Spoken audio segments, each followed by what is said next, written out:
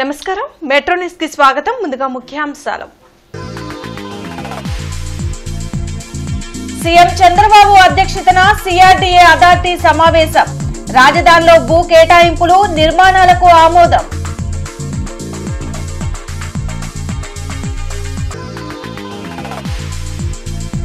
ఆగమ శాస్త్రం ప్రకారమే ఆలయాల్లో అభివృద్ధి పనులు చేపట్టాలి దేవాదాయ శాఖ సమీక్షలో ముఖ్యమంత్రి చంద్రబాబు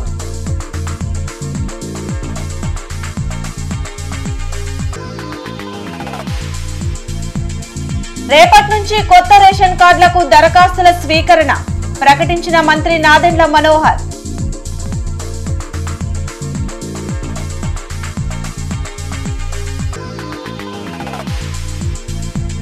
పట్టాభిపురంలోని మౌలానా అబుల్ కలాం ఆజాద్ షాదీఖానాను పరిశీలించిన ఎమ్మెల్యే గల్లా మాధవి సమస్యలపై ఆరా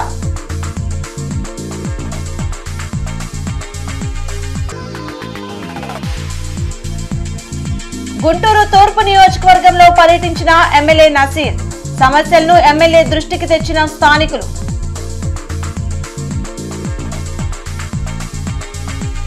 సీఎం చంద్రబాబు అధ్యక్షతన సిఆర్డీఏ 47వ అథారిటీ సమావేశం జరిగింది. వెలగపూడి సచివాలయంలో నిర్వహించిన ఈ సమావేశంలో రాజధాని అమరావతిలో చేపట్టనున్న పలు నిర్మాణాలకు సంబంధించి అప్రూవల్ ఇచ్చారు. మొత్తం 10 అంశాల అజెండాతో ఈ సమావేశం నిర్వహించారు. గెజిటెడ్ అధికారుల క్వార్టర్ల పూర్తికి 514 కోట్లతో టెండర్ పిలిచేందుకు అథారిటీ ఆమోదం తెలిపింది.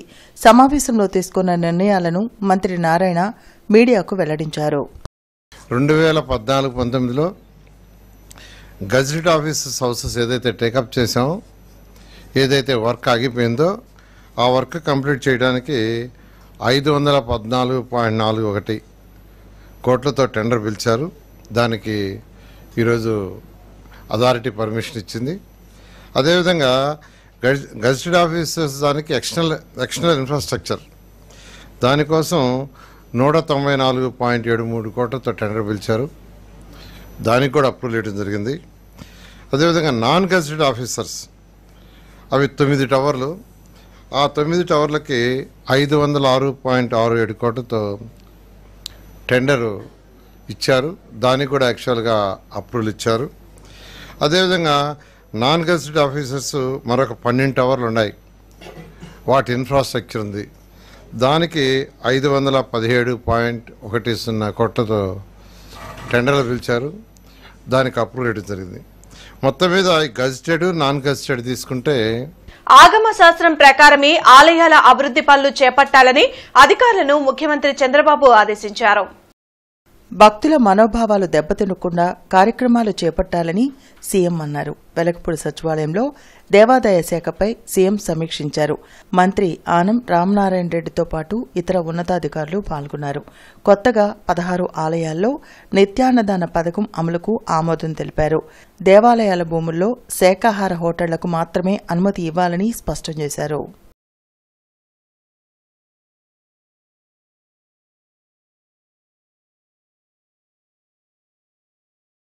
రాష్ట్రంలో రేపటి నుండి కొత్త రేషన్ కార్డుల జారీకి దరఖాస్తులు స్వీకరిస్తామని మంత్రి నాదెండ్ల మనోహర్ ప్రకటించారు. వెలగపూడి సచివాలయంలో మంత్రి నాదెండ్ల మనోహర్ మీడియాతో మాట్లాడారు.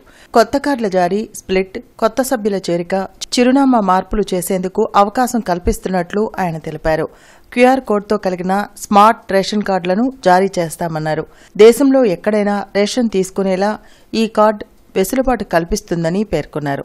గ్రామ, వార్డు సచివాలయాల ద్వారా నెల రోజుల పాటు రేషన్ కార్డుల దరఖాస్తు స్వీకరణ జరుగుతుందని మంత్రి నాదెండ్ల స్పష్టం చేశారు. రాష్ట్ర వ్యాప్తంగా రైస్ కార్డ్ సర్వీసెస్ ఎనేబుల్ చేస్తున్నాం. కొత్త రైస్ కార్డు కోసం దరఖాస్తు చేసుకోవచ్చు. అదే విధంగా ఒక కుటుంబంలో స్ప్లిట్టింగ్ ఆఫ్ రైస్ కార్డు కూడా పర్మిట్ చేస్తున్నాం. కుటుంబ సభ్యుల్ని యాడ్ చేసుకునే సౌకర్యం కూడా కల్పిస్తున్నాం. అన్నిటికన్నా ముఖ్యం అడ్రస్ మార్పు కూడా రేపు అవకాశం కల్పిస్తున్నాం. ఇప్పుడు వరకు మాకు రాష్ట్ర వ్యాప్తంగా నమోదైన రిక్వెస్ట్లు ఈ మార్పుల కోసం 3,27,809. సో బేసికల్గా ఈ స్మార్ట్ కార్డ్ అనేది దీంట్లో క్యూఆర్ కోడ్ కూడా ఉంటుంది. ఆ సెక్యూరిటీ ఫీచర్స్ గురించి మీకు వివరిస్తూ కుటుంబ సభ్యుల వివరాలు వెనక చాలా క్లియర్గా కనపడేటట్టు బోల్డ్గా సింపుల్ ఫార్మాట్లో ఇది ఒకటి గమనించాలి మీరు. మొట్టమొదటిసారి గౌరవ ముఖ్యమంత్రి గారు అదేవిధంగా గౌరవ ఉప ముఖ్యమంత్రి గారితో సంప్రదించినప్పుడు మన ఎవరి ఫోటోలు లేకుండా పౌరుడికి ఉపయోగపడే విధంగా కేవలం మన చిహ్నాలే పెట్టి మనం ఈ కార్డ్ని రూపొందించుదామని వారు సూచించడం జరిగింది. దానికి అనుగుణంగా ఈ రైస్ కార్డ్ని కొత్తగా డిజైన్ చేసి వెలికి వేస్తున్నాం. 35వ డివిజన్లోని అబ్దుల్ కలాం షాదీఖానాను ఎమ్మెల్యే గల్లా మాధవి సందర్శించారు. షాదీఖానాలో ఉన్న పలు సమస్యలపై ముస్లిం మత పెద్దలతో చర్చించారు. పట్టాభిపురంలోని అబ్దుల్ కలాం షాదీఖానాను ఎమ్మెల్యే గల్లా మాధవి పరిశీలించిన అనంతరం మీడియాతో మాట్లాడారు. గత షాదీఖానా కమిటీ ఎన్నో అక్రమాలకు అవకతవకలకు పాల్పడ్డారని మండిపడ్డారు. ఆగిపోయిన బిల్డింగ్ నిర్మాణాన్ని అధికారులతో చర్చించి త్వరలో పూర్తి చేయిస్తానని హామీ ఇచ్చారు. షాదీఖానా స్థలం ఆక్రమణలను అడ్డుకుని నూతన కమిటీని ఏర్పాటు చేస్తామని తెలిపారు. ఈ కార్యక్రమంలో లాల్ వజీర్, ఈరంటి వరప్రసాద్, ముస్లిం మత పెద్దలు పాల్గొన్నారు. చూస్తున్నాము 5 సంవత్సరాల నుంచి ఏదైతే ఈ షాదీఖానా కమిటీ ఏదైతే ఉందో ఎన్నో అవకతవకలకి మనకి ఎన్నో అక్రమాలకి పాల్పడి నిజంగా పేదలకి అందాల్సిన ఈ యొక్క మంచి అవకాశాన్ని అందుకోలేని పరిస్థితికి కూడా తీసుకొచ్చిన క్రమంలో కొత్త కమిటీ ఫామ్ చేసుకోవాల్సిన అవసరం ఉంది. చాలా ఫాస్ట్గా ఈ నెలాఖరు లోపుగా ఇక్కడ కమిటీని ఫామ్ చేసి ఒక మంచి నాయకత్వాన్ని షాదీఖానాకి అందించబోతూ ఉన్నాము. మా అందరి ప్రతినిధులు కూడా దీనికి బద్దులై ఉన్నాము. మరి కౌన్సిల్లో దీన్ని ఏ విధంగా ముందుకు వెళ్ళాలి, వెనకాల బిల్డింగ్కి మరి ఇంకా 40 నుంచి 50 లక్షలు పనులు మిగిలిపోయాయని మన కార్పొరేటర్ సిటీ బస్ బాబు గారు మా దృష్టికి తీసుకురావడం జరిగింది. వాటిని కూడా కార్పొరేషన్లో పెట్టి కార్పొరేషన్ సిబ్బందితో ఒకసారి సంప్రదించి ఆ నిధులను కూడా చాలా త్వరితగతిన ఏర్పాటు చేసి ఆ యొక్క బిల్డింగ్ని సంపూర్ణం చేసి అది ఏ కార్యక్రమం కోసం అయితే దాన్ని నిర్మించడం జరిగిందో దాన్ని సఫలీకృతం చేసే బాధ్యత కూడా మేము తీసుకుంటామని చెప్పి పెద్దలందరికీ చెప్పడం జరిగింది. సంగడిగుంట కబాడీగూడెం ప్రాంతంలో ఎమ్మెల్యే నసీర్ అహ్మద్ పర్యటించారు. అక్కడి సమస్యలను స్థానికులను అడిగి తెలుసుకున్నారు. డ్రైనేజీలు, విద్యుత్ ట్రాన్స్ఫార్మర్ల సమస్యలను గుర్తించామని ఎమ్మెల్యే నసీర్ అహ్మద్ వెల్లడించారు. పీకలవాగు వలన ప్రజలు ఎంతో ఇబ్బందులు పడుతున్నారని అన్నారు. అధికారులతో చర్చించి వెంటనే శానిటేషన్, డ్రైనేజ్, కరెంటు ట్రాన్స్ఫార్మర్లను మరమ్మతులు చేయిస్తానని తెలిపారు.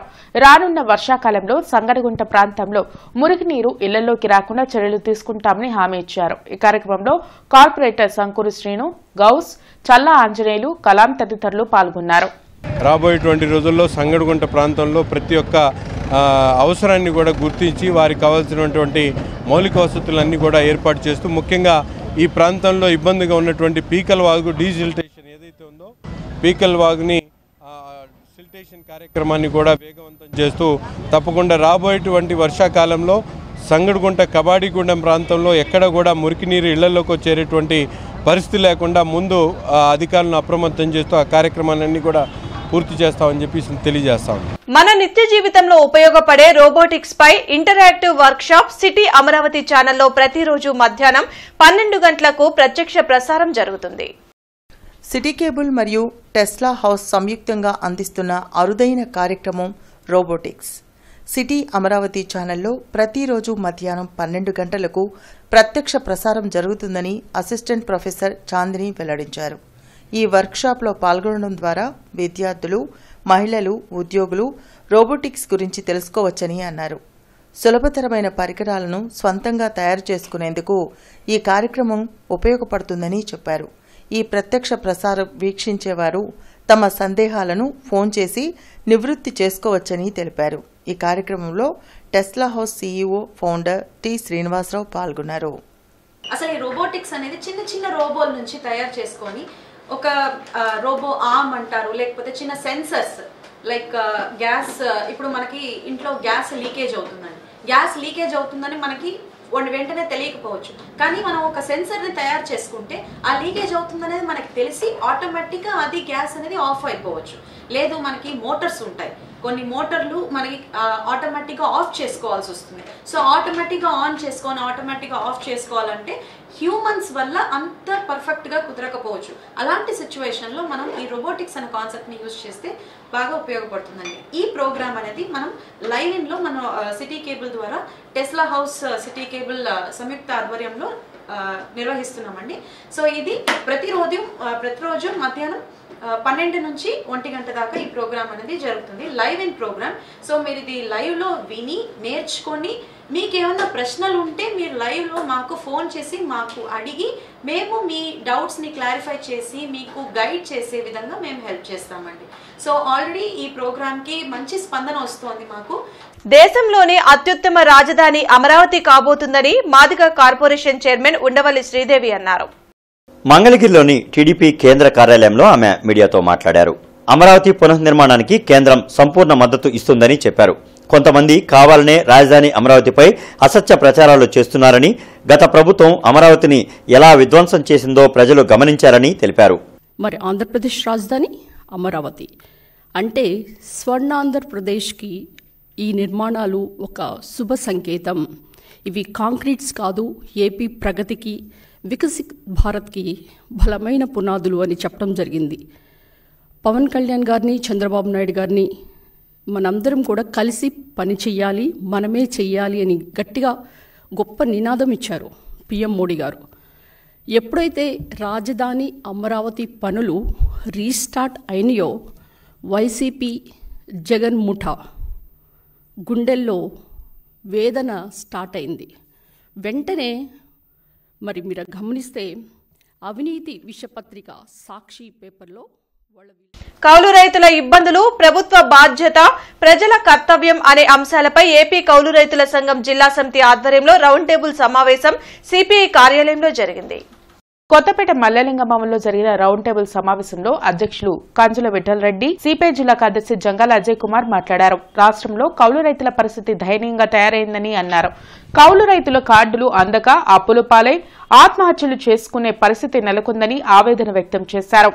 రాష్ట్ర ప్రభుత్వం తక్షణమే స్పందించి కౌలు రైతులకు కౌలు కార్డులు, బ్యాంకు లోన్లు అందే విధంగా చర్యలు తీసుకోవాలని కోరారు. అకాల వర్షాలతో నష్టపోయిన రైతులకు నష్టపరిహారం చెల్లించాలని డిమాండ్ చేశారు. ఈ నెల 13వ తేదీన కలెక్టర్ కార్యాలయం వద్ద ధర్నా కార్యక్రమం నిర్వహిస్తామని, ప్రతి కౌలు రైతు పాల్గొని విజయవంతం చేయాలని పిలుపునిచ్చారు. ఈ కార్యక్రమంలో కౌలు రైతు సంఘాల నేతలు, సిపిఐ నాయకులు పాల్గొన్నారు. ఈ రాష్ట్ర ప్రభుత్వం నిజంగా రైతుల పక్షపాతే గనక అయితే తక్షణమే పూనుకొని కౌలు రైతులకు కార్డులు ఇచ్చి, ముందస్తు ఇస్తామన్న 20,000 పెట్టుబడి ఇచ్చి, నష్టపోయిన మిర్చి రైతులకి ఎంత నష్టపోయారో కనీసం 25,000 వాళ్ళకి ఇస్తే వాళ్ళు ఒడ్డున పడతారు. లేకపోతే ఈ రైతు సంఘాల యొక్క ఐక్య కార్యాచరణ కమిటీకి ఇక్కడున్నటువంటి వామపక్ష పార్టీలు కూడా తోడవుతాయి. ఉద్యమాన్ని తీవ్రతరం చేస్తాం. రైతు లేనిదే రాజ్యం లేదని మాటల్లో కాకుండా ఆచరణలో చేసేటట్టుగా చేయాలని డిమాండ్ చేస్తూ వచ్చే మంగళవారం అంటే 13వ తారీఖు కలెక్టర్ కార్యాలయం దగ్గర వాళ్ళు ధర్నా కార్యక్రమాన్ని ఏర్పాటు చేశారు.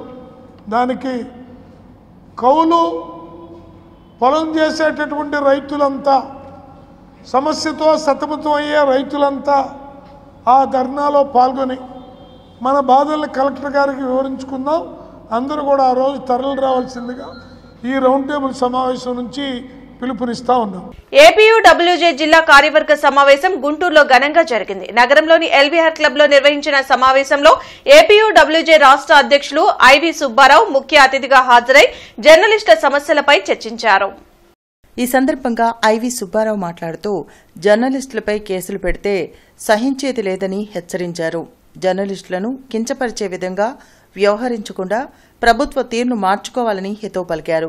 సమస్యల పరిష్కారం కోసం జర్నలిస్టులు ఐక్యంగా పోరాటాలు చేయాలని పిలుపునిచ్చారు.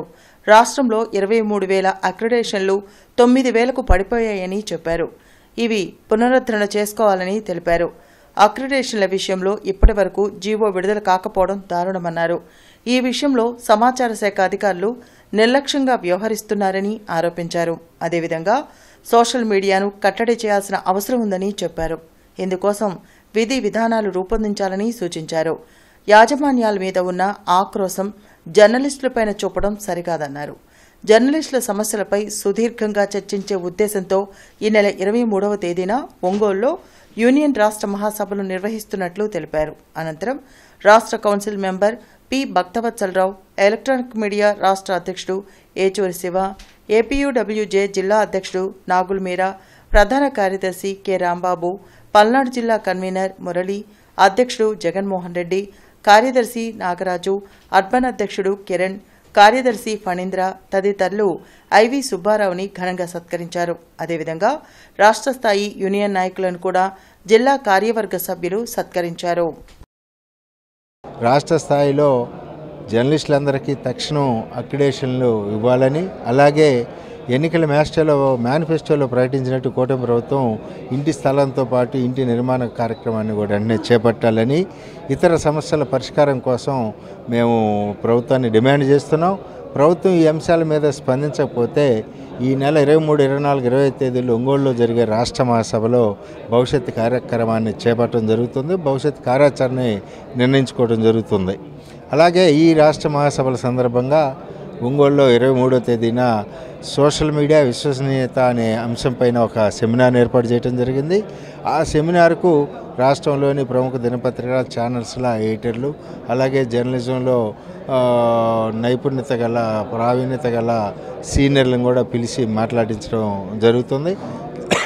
24వ తేదీ ముఖ్యమంత్రి చంద్రబాబు నాయుడు గారిని ఈ మహాసభ ప్రారంభానికి ఆహ్వానించాం. 25వ తేదీ సాయంత్రం క్లోజింగ్ ఫంక్షన్కి ప్రతిపక్ష పార్టీకి చెందిన జగన్మోహన్ రెడ్డి గారిని కూడా ఆహ్వానించడం జరిగింది. జర్నలిస్టులకు ఎలాంటి ఆరోగ్య సమస్యలు ఎదురైనా లలిత హాస్పిటల్ తరపున పూర్తి స్థాయిలో వైద్య సేవలు అందిస్తామని ప్రముఖ న్యూరాలజిస్ట్ డాక్టర్ పి. విజయ తెలిపారు. ఈ మేరకు స్ట్రోక్ అసోసియేషన్ అధ్యక్షురాలుగా ఎన్నికైన సందర్భంగా ఏపీయూడబ్ల్యూజే జిల్లా కమిటీ ఆధ్వర్యంలో సత్కార కార్యక్రమం ఏర్పాటు చేశారు. యూనియన్ రాష్ట్ర అధ్యక్షుడు ఐవి సుబ్బారావు, జిల్లా అధ్యక్షుడు నాగుల్మీరా, ప్రధాన కార్యదర్శి కె. రాంబాబు తదితరులు డాక్టర్ విజయను ఘనంగా సత్కరించి అభినందించారు. ఈ సందర్భంగా విజయ మాట్లాడుతూ జర్నలిస్టులు సోషల్ రిఫార్మ్స్ అని చెప్పారు. జర్నలిజం వృత్తి ఎంతో రిస్క్తో కూడినదని చెప్పారు. జర్నలిస్టులకు ఎలాంటి అనారోగ్య సమస్యలు ఎదురైనా పూర్తిగా అండగా ఉంటామని హామీ ఇచ్చారు. అదేవిధంగా బేసిక్ హెల్త్ స్క్రీనింగ్ పరీక్షలు ఉచితంగా నిర్వహిస్తామని, ఈ అవకాశాన్ని జర్నలిస్టులు సద్వినియోగం చేసుకోవాలని డాక్టర్ విజయ సూచించారు. మీరు వన్ ఆఫ్ ద రిస్కీ జాబ్స్లో మీరు డాక్టర్స్ కలిసి డాక్టర్స్ ఉంటుంది, వేరే వాళ్ళకి ఉంటుంది, కానీ జర్నలిస్ట్ యొక్క life it is the heroes behind the scenes అన్నట్టుగా మీరందరూ రోజంతా ఒక టైం లేకుండా కష్టపడి రెస్క్యూ ప్లేస్కి వెళ్ళి ఒక జర్నలిజం అంటేనే అటువంటిది. మీ లైఫ్ రిస్క్లో పెట్టుకుని, లేదా మీరు పగలు రాత్రి పని మేమే అనుకుంటాం, కానీ మాలాగానే మీరు కూడా పనిచేస్తారని తెలుసు. మాకు ఒక హాలిడేస్ ఉండవు, ఒక ఇల్లు ఉండవు, ఒక ఫ్యామిలీ ఉండదు. మనం మాట్లాడుతుంటాం, ఒక ఫోన్ వస్తే మనం పరిగెట్టాల్సి వస్తుంది. ఇవన్నీ ఎంతో శ్రమతో రిస్క్తో కూడుకున్న పని, అండ్ ఆల్సో స్ట్రెస్, పైగా స్ట్రెస్. మనం ఏదన్నా సంథింగ్ మిస్ అయ్యామంటే మనకు తెలుసు కదా, మన టీచర్స్ ఎట్లాగా తిడతారో, మన ఎడిటర్స్ ఇది ఎట్లా మిస్ అయ్యారు, అది ఎట్లా మిస్ అయ్యారు, వాళ్ళు చేశారు మీరు చేయలేదేంటి, ఇవన్నీ కూడా మాకు. ఆయుష్మాన్ భారత్ నిబంధనల ప్రకారమే ఉద్యోగ భద్రత కల్పించాలంటూ Andhra Pradesh mid level health provider community health officers association ఆధ్వర్యంలో కలెక్టరేట్ నుండి ర్యాలీ నిర్వహించారు. ఏపీఎంసీఏ ఆధ్వర్యంలో జరిగిన ర్యాలీ కార్యక్రమంలో జిల్లా ప్రెసిడెంట్ ప్రవళిక మీడియాతో మాట్లాడారు. ప్రజలు ఇంటి వద్దకే వైద్యం అంటూ వైద్య సేవలు అందిస్తున్న తమకు గుర్తింపు లేదని ఆవేదన వ్యక్తం చేశారు. ఎన్హెచ్ఎం ఉద్యోగులతో సమానంగా 23% వేతన సవరణ జరగాలని విజ్ఞప్తి చేశారు. ఇప్పటి వరకు 20 సార్లు అధికారులకు వినతులు ఇచ్చినా పట్టించుకోలేదని అన్నారు. ఈ కార్యక్రమంలో general secretary Lingaraju, vice president Vanaja, Sandhya తదితరులు పాల్గొన్నారు. 5% యాన్యువల్ ఇంక్రిమెంట్ ఇవ్వాలి. పెండింగ్ బకాయిలు మా ఏవైతే ఉన్నాయో ఇన్సెంటివ్స్ అంటారండి, పని ఆధారిత ప్రోత్సాహకాలు. అవి మేము వర్క్ చేసినా కూడా మాకు ఇన్సెంటివ్స్ అయితే ఎప్పుడు కూడా 10 మాసాల నుంచి మాకు పెండింగ్ ఉంటున్నాయి. కాబట్టి దయచేసి ప్రతి ఒక్క పెండింగ్ బకాయిలను, మాకు అద్దె బకాయిలేమి, కరెంట్ బిల్ బకాయిలేమి, అవన్నీ కూడా వెంటనే ఇమీడియట్గా రిలీజ్ చేయాలి. మా యొక్క న్యాయపరమైనటువంటి డిమాండ్స్ని తీర్చాలని చెప్పి నేను గవర్నమెంట్ని రిక్వెస్ట్ చేస్తున్నాను. మరి ముఖ్యంగా పిఎఫ్ 2 years నుంచి మాకు పిఎఫ్ కట్ చేస్తున్నారండి. ఎందుకు కట్ చేశారంటే మాకు అసలు దాని గురించి సమాధానం లేదు. ఈవెన్ ప్రైవేట్ ఎంప్లాయీస్ కూడా ఈపీఎఫ్ అనేది కట్ అవుతూ ఉంటుందండి. మేము గవర్నమెంట్లో కూడా వర్క్ చేస్తాం, కనీసం మాకు ఈపీఎఫ్ కూడా లేకుండా అయిపోయింది. దయచేసి ఆ ఈపీఎఫ్ను పునరుద్ధరించాలని చెప్పి మేము అడుగుతున్నాము. దయచేసి మమ్మల్ని అర్థం చేసుకుని, మా బాధల్ని మీరు అర్థం చేసుకొని మా యొక్క న్యాయపరమైన డిమాండ్స్ని ఇమీడియట్గా తీరుస్తారని చెప్పి మేము ఆశిస్తున్నాము. మా డిమాండ్స్ తీరేంత వరకు మేము ఇట్లానే శాంతియుతమైనటువంటి నిరసన మేము తెలియజేస్తామని చెప్పేసి గవర్నమెంట్కి మేము మీడియాపూర్వకంగా తెలియజేస్తున్నామండి.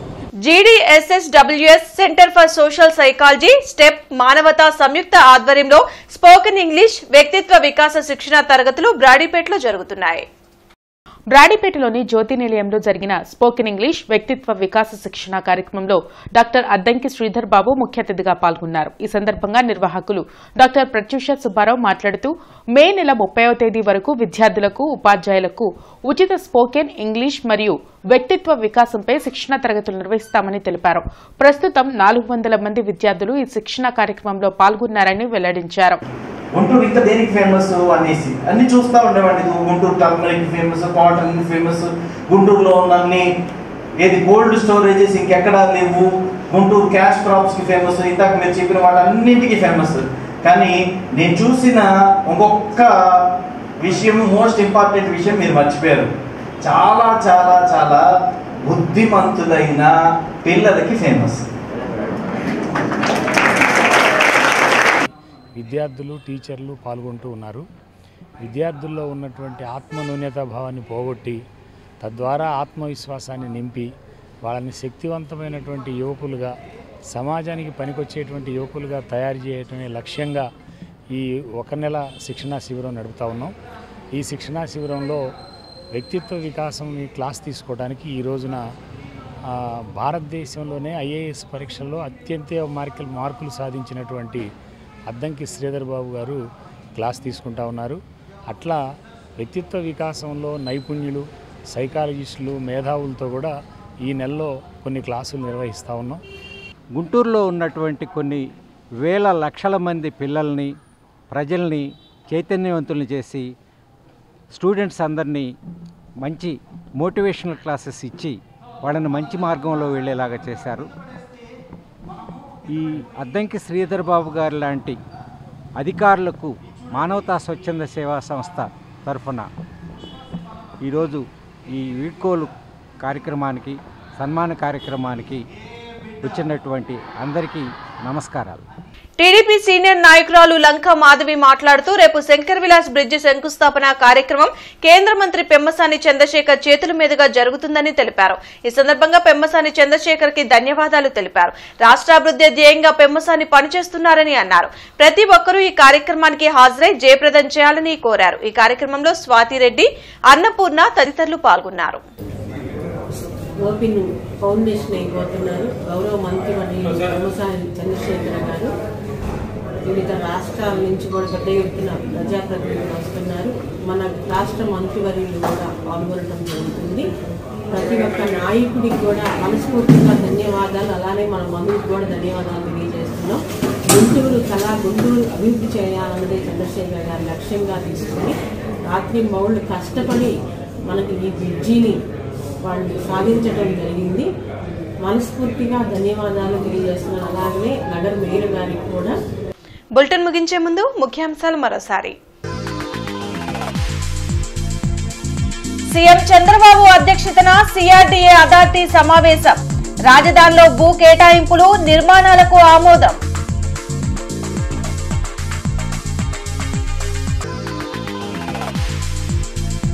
ఆగమ శాస్త్రం ప్రకారమే ఆలయాల్లో అభివృద్ధి పనులు చేపట్టాలి. దేవాదాయ శాఖ సమీక్షలో ముఖ్యమంత్రి చంద్రబాబు.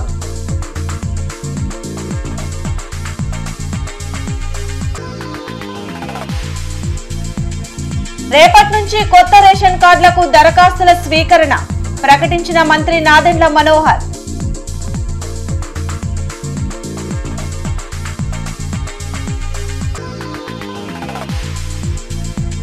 పట్టాభిపురంలోని మౌలానా అబుల్ కలాం ఆజాద్ షాదీఖానాను పరిశీలించిన ఎమ్మెల్యే గల్లా మాధవి. సమస్యలపై ఆరా.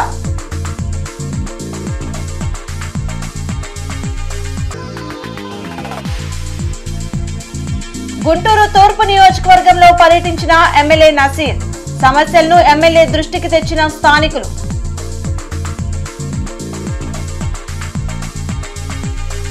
ఈ వార్తలు ఇంతటితో సమాప్తం. నమస్కారం.